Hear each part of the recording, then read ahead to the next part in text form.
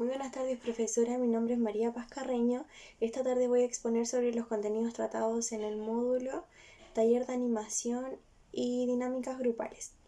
Para comenzar voy a empezar definiendo el concepto de grupo. Llamamos grupo al conjunto de personas que se interaccionan entre sí y tienen un sentido de pertenencia. Un grupo social comparte características similares, ya sean culturales, políticas o religiosas. Todos los grupos cuentan con características estructurales externas y internas. Hablamos de las características externas de un grupo cuando nos referimos a la edad de los miembros, al tamaño del grupo y al contexto. El tamaño del grupo se refiere a la cantidad de personas por la que está compuesto el grupo. La edad de los miembros es la edad que cada uno de los miembros posee. Y el contexto se refiere al lugar físico donde se va a desarrollar el grupo. Las características estructurales internas son el objetivo, las normas, la cohesión y los roles.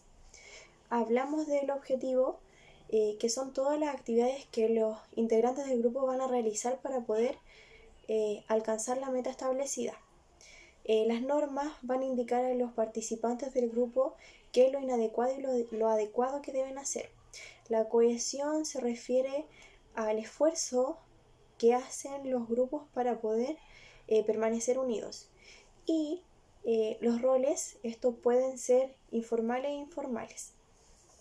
Los roles informales son los que se dan de manera espontánea, cuando nacen líderes naturales sin tener que elegirlos. Los roles formales se definen mediante votación. Puede ser la elección de una directiva, por ejemplo, una tesorera, una presidenta, una delegada. Vamos a hablar de la comunicación. Sabemos que todos los seres humanos tenemos la necesidad de comunicar y podemos hacerlo mediante el lenguaje verbal y no verbal. El lenguaje verbal se puede hacer de forma oral o escrita. El lenguaje verbal oral se hace hablando, de boca a boca, lo que yo estoy haciendo ahora, por ejemplo. Y el escrito se hace mediante cartas, email, telegramas y eso. El lenguaje no verbal es todas las expresiones y movimientos que tenemos corporales. Se refiere a nuestros gestos en sí. Cuando hablamos de la comunicación afectiva, tenemos que tener en cuenta y saber que el tener una comunicación afectiva nos abriría la posibilidad a entendernos mejor y a poder ahorrarnos posibles futuros conflictos. Para poder desarrollar una comunicación afectiva, tenemos que saber escuchar y ser escuchado. Tenemos que tener interés en la otra persona, un cierto grado de dependencia del otro, mostrarle a la otra persona que nosotros estamos interesados en su conversa. Y lo principal es tener una escucha activa, que la otra persona sepa que estoy poniéndole atención, prestándole atención a lo que él me está diciendo. Nos vamos a referir ahora a las masas y a las multitudes.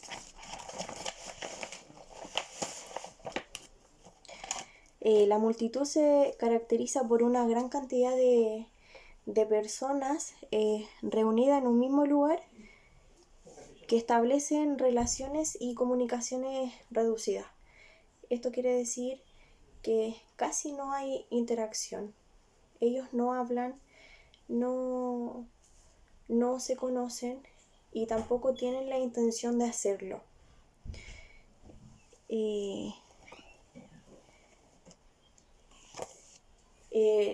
las personas que están insertas en una multitud solo ven sus necesidades propias, no la del resto. No se juntan por un objetivo específico, sino que se encuentran en un lugar por una X razón, pero sin interactuar entre sí. Nos referimos a la masa como un conglomerado social donde los elementos se encuentran aislados. A diferencia de la multitud, la composición es heterogénea. Esto quiere decir que dentro de una masa hay personas de distintos sexos, de distintas razas, de distintos gustos, pueden ser de distinto estatus social, y cada uno tiene distintos modos de comportamiento. Ya. Vamos a seguir hablando sobre las tribus urbanas. Las tribus urbanas son la reunión de jóvenes, o puede ser pandilleros, como se les puede llamar, que se visten de forma similar. Se juntan los jóvenes que son que pertenecen a las tribus urbanas, tienen similares gustos de vestirse, tienen normas dentro de los grupos, son subgrupos dentro de la sociedad. Una característica específica de las tribus urbanas es que normalmente o casi siempre están en contra de lo que dicen las normas establecidas en la ciudad normalizada.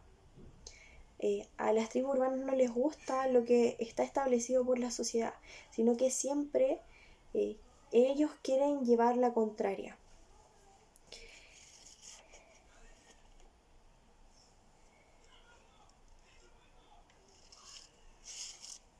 Ya, me voy a referir a las etnias. Los miembros de una etnia básicamente comparten una identidad entre ellos, una identidad propia. Mantienen los comportamientos sociales muy similares siempre. Tienen una cultura que se traspasa de generación en generación. Buscan siempre, otra característica de la etnia es que siempre buscan un territorio donde establecerse. Los grupos étnicos tienen historia y tradiciones que los unen como pueblo. Son características, es de lo que hablaba. Es que se sienten identificados los unos con los otros. Transmiten la lengua, los valores, las creencias, todo entre generación en generación. Cuando nos referimos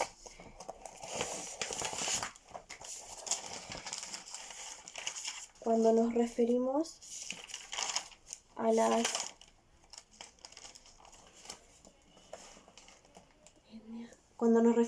raza, básicamente estamos hablando de los rasgos físicos de las personas. La raza es una subdivisión dentro de la sociedad, ya que la raza humana es una sola. Sí, se entiende.